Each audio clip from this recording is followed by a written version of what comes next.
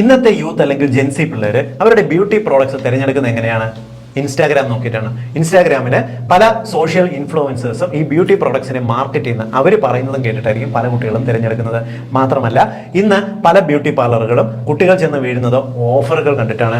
ചെറിയ രൂപയ്ക്ക് അവർക്ക് ഇന്ന കാര്യങ്ങൾ പ്രൊസീജിയേഴ്സ് ചെയ്തു കൊടുക്കാം, അല്ലെങ്കിൽ ചെറിയ ചെറിയ തുകയ്ക്ക് എന്തെല്ലാം കാര്യങ്ങൾ കൊടുക്കും, എന്തൊക്കെ കോംബോ ഓഫറുകളാണ് നൽകുന്നത് നോക്കിയിട്ട് ചെന്ന് ചാടാറുണ്ട്.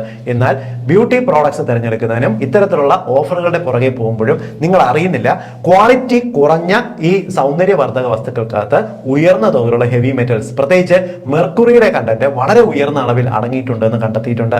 കഴിഞ്ഞ കുറച്ച് നാളുകളായിട്ട് നമ്മുടെ സോഷ്യൽ മീഡിയ വഴിയുള്ള ഈ പ്രോഡക്ട്സിന് നടത്തിയിട്ടുള്ള പരീക്ഷണങ്ങളിലും അവയിൽ നടത്തിയിട്ടുള്ള പരിശോധനകളിലും എല്ലാം തന്നെ അനുവദനീയമായതിനേക്കാൾ ഏകദേശം 12,000 മടങ്ങ്, ചെറിയ അളവൊന്നും അല്ല കേട്ടോ, 12,000 ഇരട്ടി മെർക്കുറിയുടെ അളവ് ഇതിനകത്ത് ഉണ്ടായിട്ട് കണ്ടെത്തിയിട്ടുണ്ട്. ഇതൊക്കെ ഉപയോഗിക്കുമ്പോൾ പെട്ടെന്ന് തന്നെ നമുക്ക് വെളുക്കുന്നു, സ്കിന്നിൽ ചേഞ്ചസ് വരുന്നതായിട്ടൊക്കെ കാണും. പക്ഷേ ഉറപ്പായിട്ടും ഇത് നിങ്ങളുടെ വൃക്കകളുടെ പ്രവർത്തനത്തിന് താളം തെറ്റിക്കുകയും കരളിന്റെ പ്രവർത്തനം മോശമാക്കുകയും ചെയ്യും. നിങ്ങൾക്ക് പല പല ഓഫറുകൾ നൽകുന്ന സോഷ്യൽ മീഡിയ ഇൻഫ്ലുവൻസേഴ്സ് ആരും തന്നെ നിങ്ങൾ രോഗാവസ്ഥരാകുമ്പോൾ അതിന്റെ ഉത്തരവാദിത്തം ഏറ്റെടുക്കുകയോ നിങ്ങൾക്ക് വേണ്ട സഹായം ഒന്നും ചെയ്യത്തില്ല. നിങ്ങൾക്ക് രോഗം വരുമ്പോൾ നിങ്ങളും നിങ്ങളുടെ കുടുംബവും തന്നെ അനുഭവിക്കേണ്ടി വരും. ദയവ് ചെയ്ത് ഇത്തരത്തിലുള്ള പരസ്യങ്ങളുടെ പുറകെ പോകാതിരിക്കുക. നിങ്ങൾക്ക് മിനിമം വീട്ടിൽ ചെയ്യാവുന്ന സൗന്ദര്യ മാർഗങ്ങൾ സ്വീകരിക്കാൻ നോക്കുക.